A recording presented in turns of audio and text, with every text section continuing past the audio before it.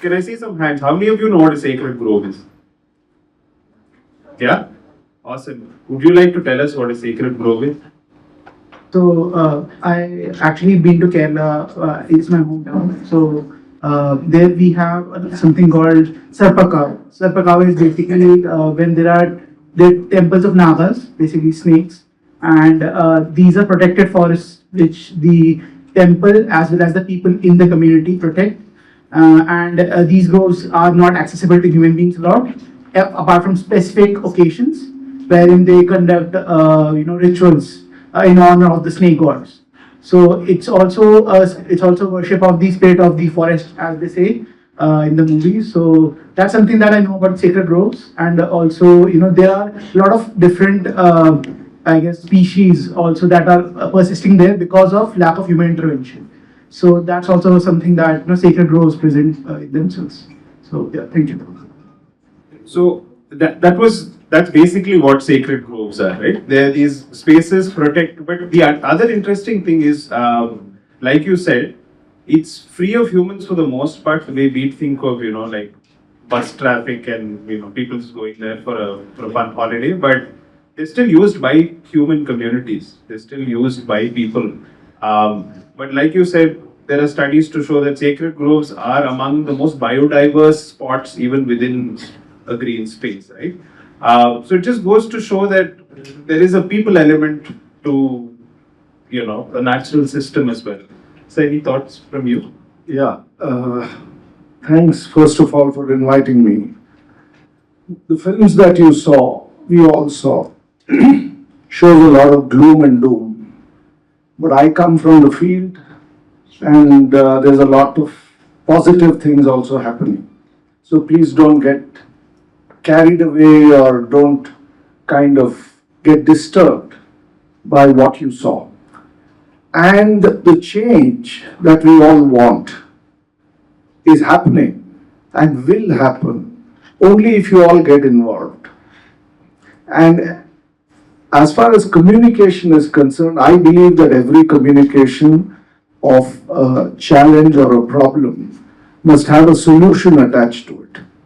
There are solutions. For instance, I'll give you, when I know mining was threatening one of the best areas in the Western Ghats in Kudremukh, a very good documentary filmmaker, Shekhar Dattatri, produced a 10-minute film called Mindless Mining, The Tragedy of Kudremukh. And that clearly documented that mining cannot go on in that area. It was made in support of our petition in the Supreme Court seeking stoppage of mining. And that film was taken and screened in one of the most important decision-making bodies, the state cabinet. And the information minister took the initiative. And that led to the Karnataka government taking a reasonable decision that mining cannot go on.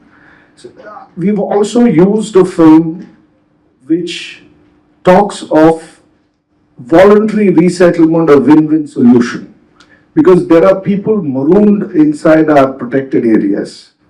India has, just for your information, 4 to 5% of its landscape reserved as what you call sacred groves, or they're basically national parks and sanctuaries. If India has not resolved its problems of delivering social justice and economic development using 96 or 95% of India, the answer is very clear. You can't destroy this last 5%. So they need to be hands off.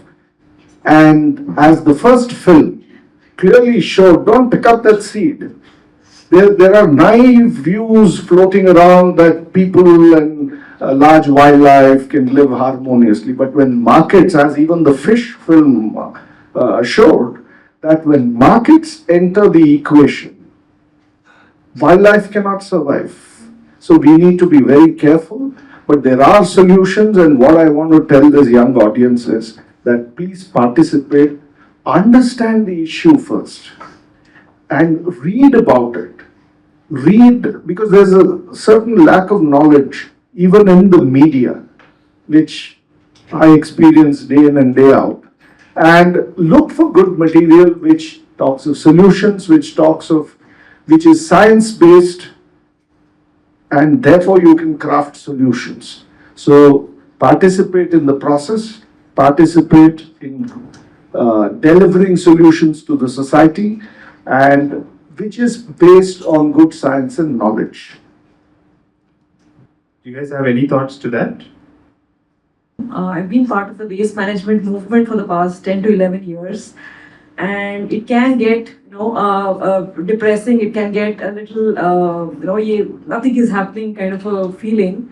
But I really loved the last film in which they talk about the community, coming together as a community and dealing with the climate anxiety, so to say. So some of us get distressed.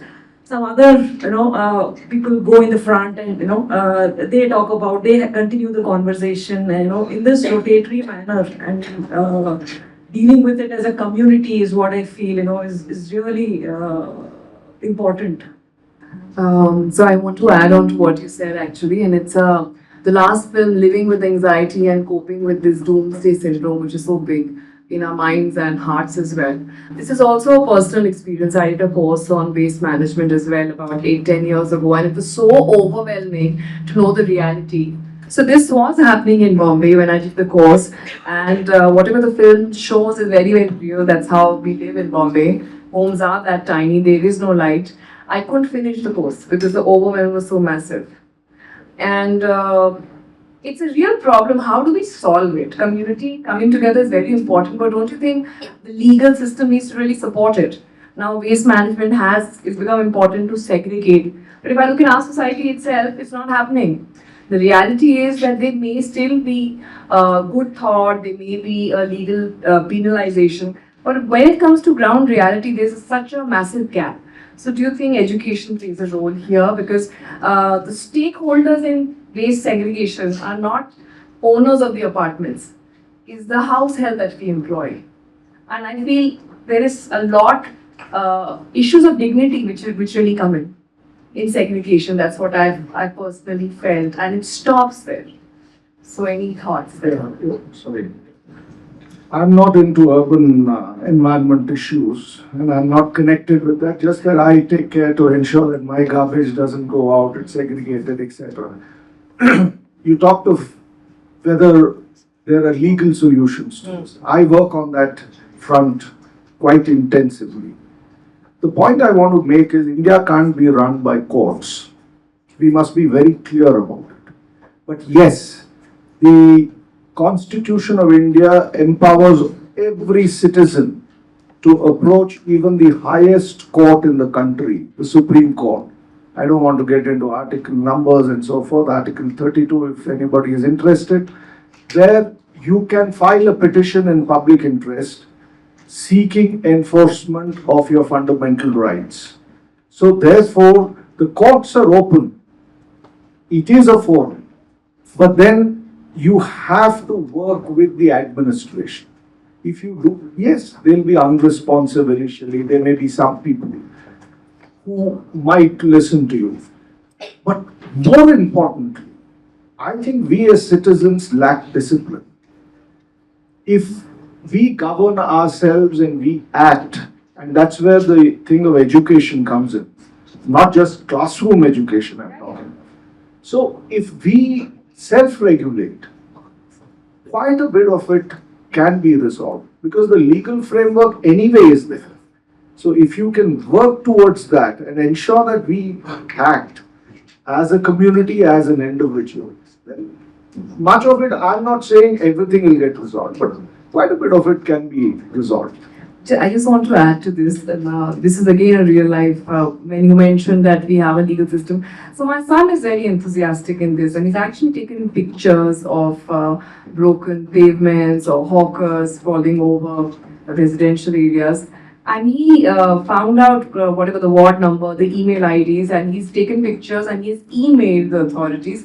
And very interestingly, he's also received a ticket number and an update every now and then and proof that we have resolved your issue. So the government is actually taking action. Participation needs to come from us, and it's not all a dead end when we think about the government. So,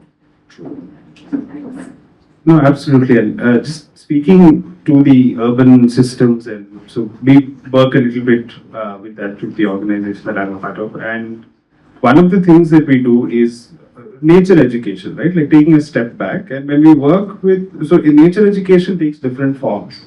So if I'm speaking to an audience like this, I'd ask you to segregate your waste. I'd say, hey, you know what, like take action, be a little more responsible with how you go about your day. But when you do nature education with, say, a marginalized community, your first conversation is going to, you're obviously taking the same message, but you're also going there to like just bring nature into their lives. And the reason I'm saying all of this is very similar to Govandi. There's a school that we work with in Bangalore.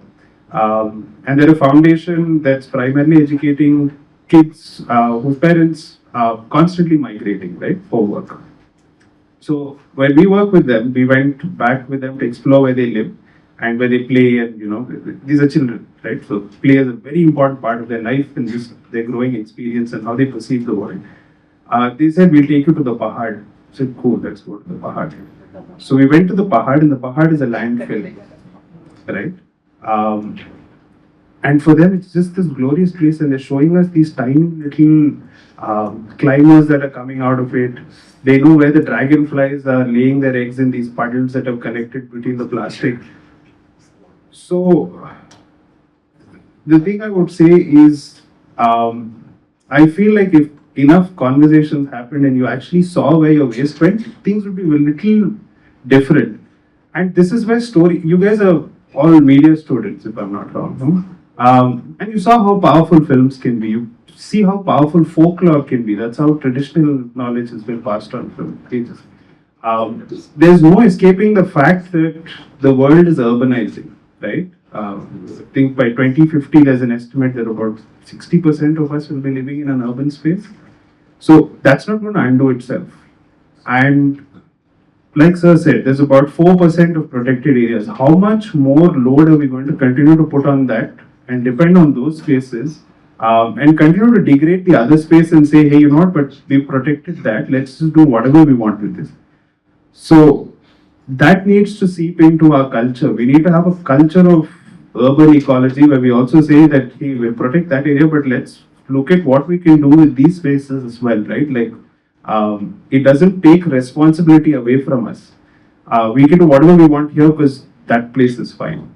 I feel that is a fundamental shift that needs to happen in people's heads, and that can happen through education, it can happen through meaningful experiences, it can just happen through storytelling really, because we're here today to see all of this, right? You guys have the power to tell those stories, so go out and like figure out what you want to say as well. Yeah. I just want to share one thought. When it comes to acting, first thing is dealing with the population explosion thing.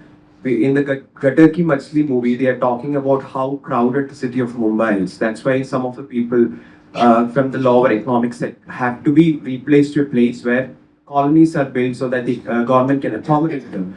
Similarly, when come to the case study of Kerala, like conservation of Western Ghats movement is going on now. Like Kasturi Rangan Commission, Gargil Commission, lot of reports are coming. But the government is unable to implement that report because often whenever they are trying to implement, the people who are residing in this conservation belt, they will often come in mass numbers and protest. We cannot be relocated from here. So often there's a kind of conflict between human and the resources is always there. So how we can tackle that situation?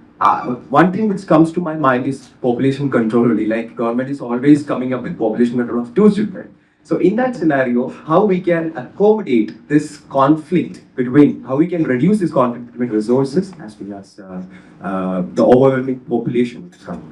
Good question.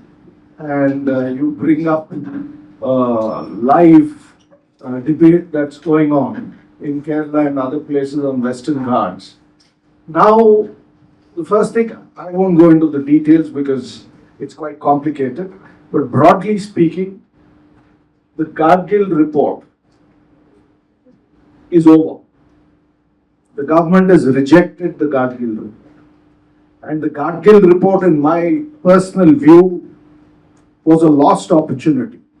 Because what was proposed created a scare among the community, saying that entire taluks will become eco-sensitive zone 1, 2 and 3.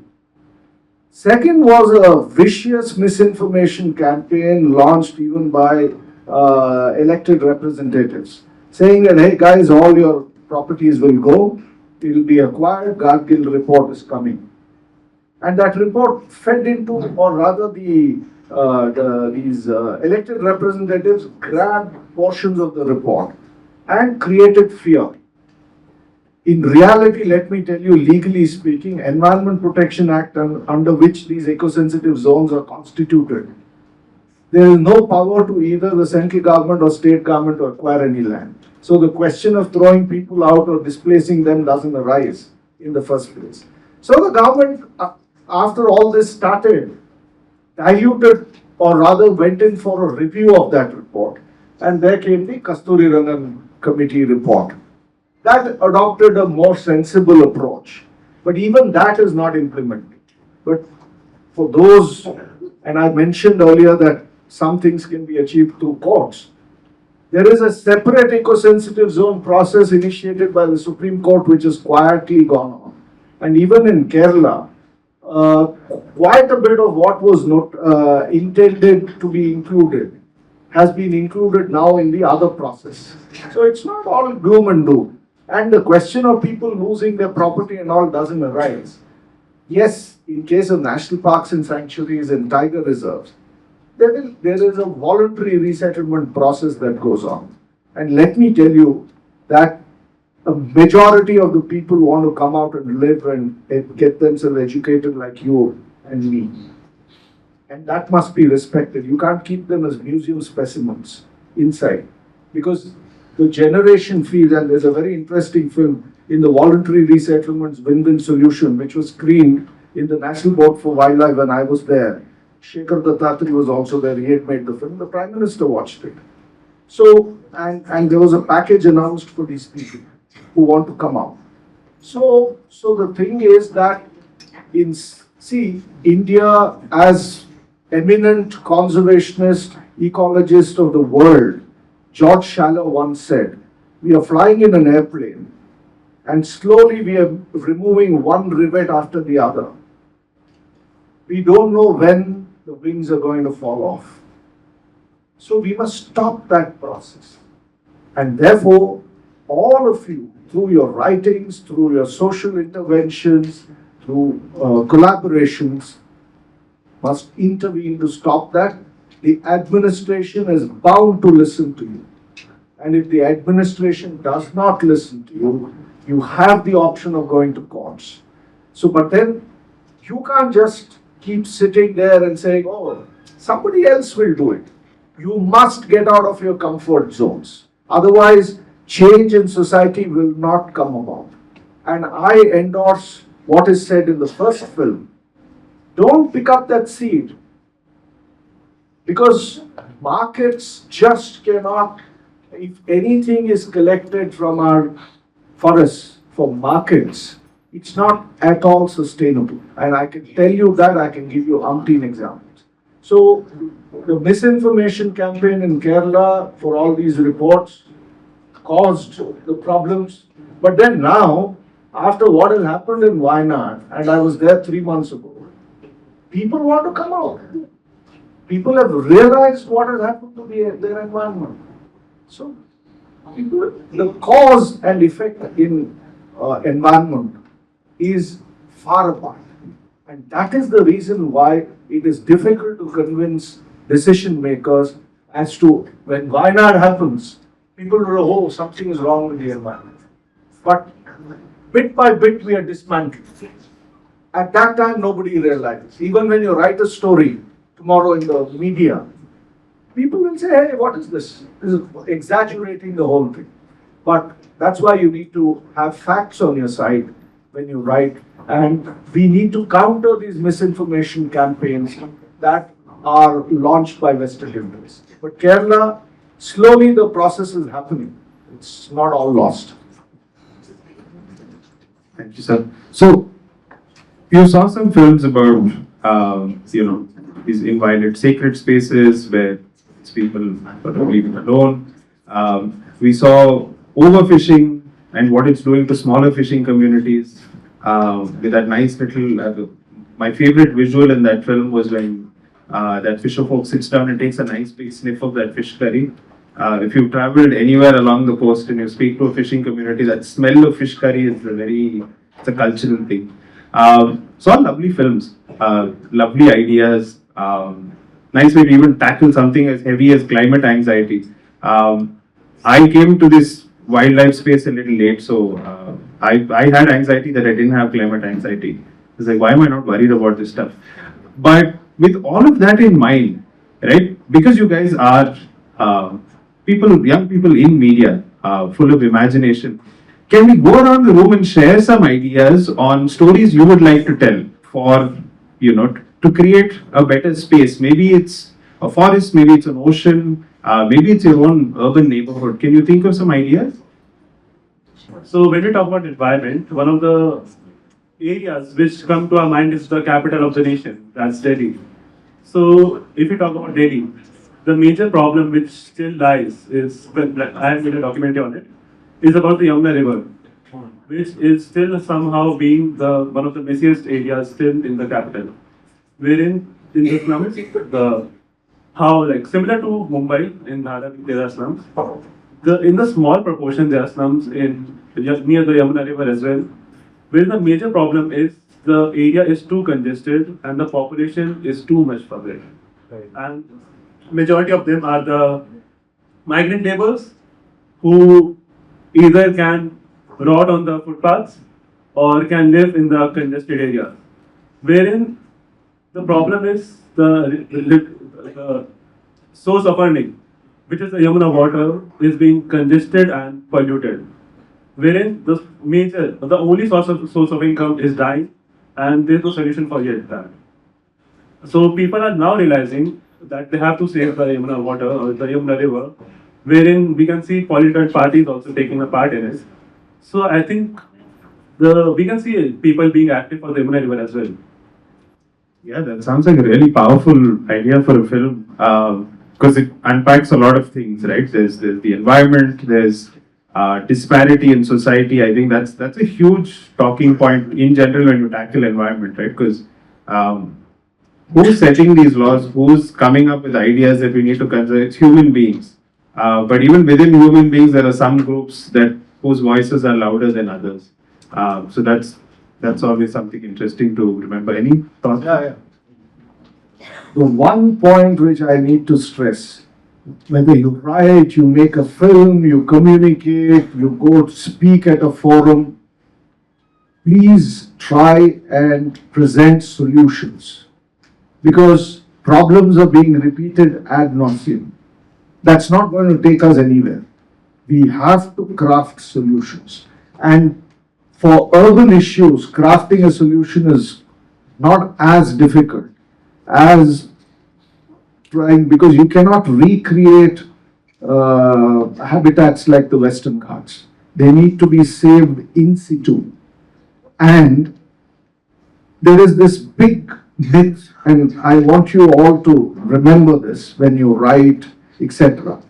So we have this rather archaic idea that, okay, we'll take 5 hectares of forest here, we'll plant 10 hectares of trees somewhere else. Nothing can be as silly and as unscientific as that can get. And I have argued before parliamentary committees, etc. on this. I don't want to get into details, but please remember that you can't plant a forest. The forest, the natural forests have to be saved where they are. And that is something which you must keep in mind while you are developing your communications. And find solutions and present it. That's when you'll be heard better. Any other ideas from where you live? Just think about it, right? If I had to do an exercise with you guys, if everyone were to close their eyes right now, right? Can you do this with me? Can everyone just shut their eyes for a second? Take a nice deep breath in. Everyone. No. If I see your eyes open, I want to point at you and stuff. All right. Okay, so now take a nice deep breath in and deep breath out. And now I want you to visualize a tree. Right? Just think of a tree in your head. Nice, lush green tree. Okay, now open your eyes. Did all of you have a particular tree in mind? It wasn't just some vague tree, it was a tree from some memory. Somewhere, maybe in your college, maybe back at home, back in your village, somewhere you're from. Now let's say that tree someone's going to come and chop. Yeah? And you need to make a film to talk about how you're going to get your community together to stop that tree. Now do you have any thoughts? Yeah? Anyone? There you go. Hello, sir. My name is Shuktara. I'm from Assam, Guwahati. And one thing that people talk about Northeast is like one of the places where people do come visit because of the environment or like the whole scenario of it. But being from a city called Guwahati, a lot of people weren't aware about how people are going through like environmental crisis, and that is because there's this place called Digoli Pukuri, which is like one of the most oldest places in Guwahati. One of the places which got even urbanized when there weren't cities there. So there's like a old tree. Even our grandparents actually, when they weren't even born, the tree existed since that time. So that tree was supposed to get like cut down by the government because of the flyover. They wanted to make the city like a advanced city or whatever. They wanted to create flyover because of whole population and the traffic that has been happening. But doing that wouldn't make any changes because there will be such incidents like traffic or anything as such. But cutting that tree would make the whole environment worse because now there's pollution to another extent. And I'm working under an NGO called the Earthful Foundation. They work on e-waste drive and all, but they were also being a part of that whole protest because there were whole communities coming together. Even old people who barely would come out of their houses. And the government did accept it. They said that they won't do that anyway. But it's not like there are not any other places that they have not done such things. They have been cutting trees down and they don't even care like about the environment or anything. But they would even tell in the news channels they do care. And their only excuse is like, we did not cut that tree that was that old.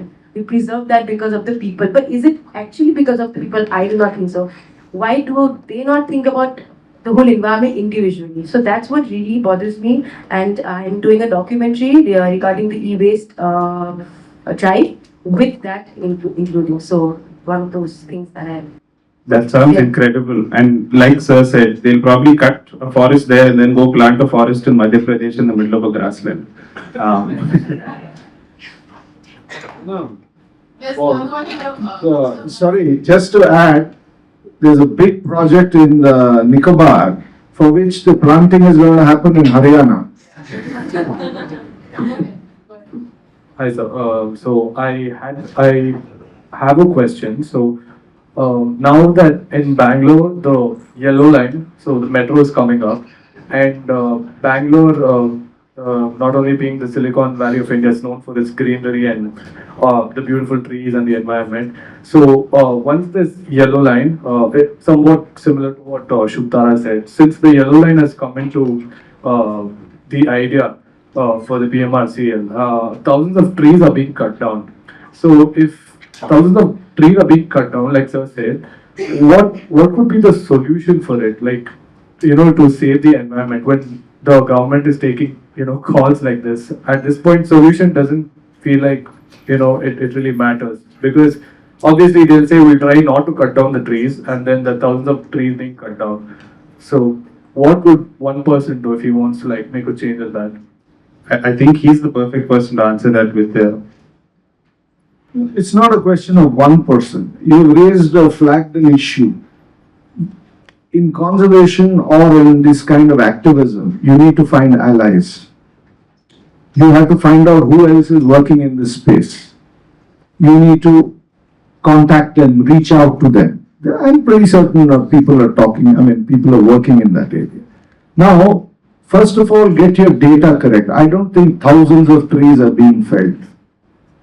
You have to, and when you do your communication, your data fact check must be accurate.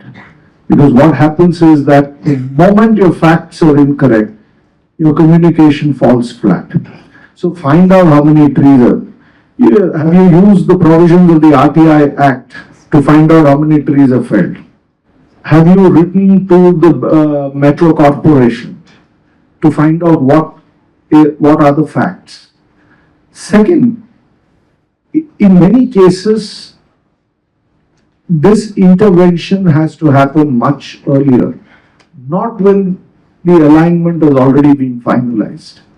Sometimes you have to act and see, it's like cricket, you know. Sachin Tendulkar gets his timing correct and the ball goes for a 6. Timing is of the essence. If you start too early, you will not be heard. If you go in too late, there will be no impact.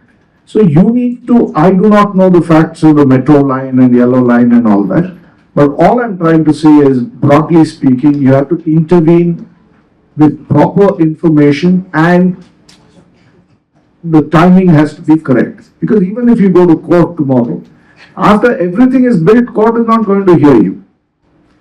But even then, I want to take this debate away from trees. Because while planting of trees is very, very important. This entire climate debate is getting stuck in trees, not in natural ecosystems. Because a huge amount of carbon is stored in natural ecosystems. And if they are cut and destroyed,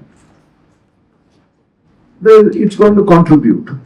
The second aspect about climate, which is particularly relevant to our country, is I don't know, you're not students of science, but I'll just very simply tell you that there is a science called landscape ecology.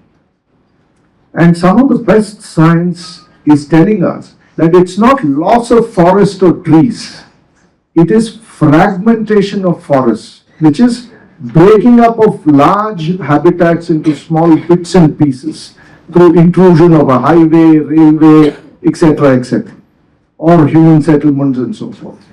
Now the climate debate is not really factoring in the importance of this.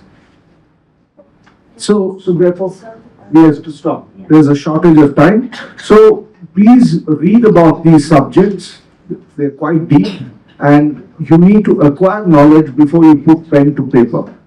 And that will really help you and you will come up with very good stories, whether you want to do a film or a news article. So please get all the facts about the metro. It says 12,000. 12,000. Could be. So what is the, you need to find out what they have proposed in terms of making good the cutting of 12,000 trees. So it's a complex thing. You need to go deep in. Okay, so I just want to say thank you to John and to Praveen